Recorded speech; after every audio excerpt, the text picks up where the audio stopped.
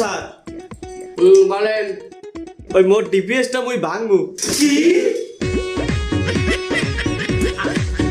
আপনারা বসেন, আমি দেখতে আছি। আমি তো ডিপিএস করাইছি, আমি দেখবো বল। হ্যাঁ কেন ভাই ডিপিএস ভাঙবেন কেন? আরে স্যার বেমালা ঝামেলা আছে, আপনি বুঝবেন না, আপনি ডিপিএসটা ভাঙেন তাড়াতাড়ি। না না না না, এই ফিলে ডিপিএস সবাই ভাঙিয়ে নিলে ব্যাংক খায় না ভাই। কি সমস্যা একটু বলেন দেখি। আমি বিবাহ করবো, আমার টাকা লাগবে, এর লিগে ডিপিএসটা ভাঙবো। এবার বিয়ে হওয়ার থেকে ডিপিএস ভাঙ্গা লাগে? বিয়ে হওয়ার তো নিজেকে ভাঙ্গা লাগে, নিজেকে আবার গড়া লাগে। আরে মেয়ে বোঝেন নাই, মুই এক বড় লোকের মাইয়ে ফাঁসাইছি। আরে বিয়ে করতে হইলে ধুমধাম করে অনুষ্ঠান করা লাগবে, বোঝেন না, এত টাকা লাগবে বেমালা।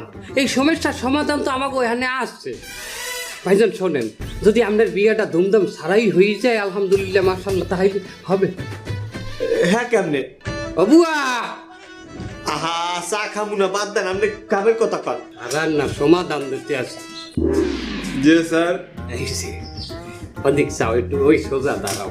এই যে আমাকে বুয়া খুবই গরিব ঘরের মাইয়া, ওনার কোনো চাহিদা নাই, হ্যাঁ আপনি ওনারে বিয়ে করেন। আচ্ছা। হ্যাঁ কি কন?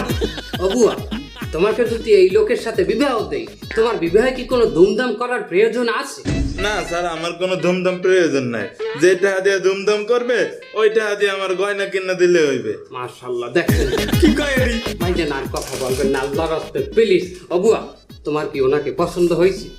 চেয়ারটা তেমন একটা সুবিধার না, আপনি যখন কইছেন তা চালাই নেওয়া যাবে। আগের গুলা যেমন চালাইতেছি এটাও চালাই নেবা। দেখছেন, অভিজ্ঞতা আছে। কি করান? আর না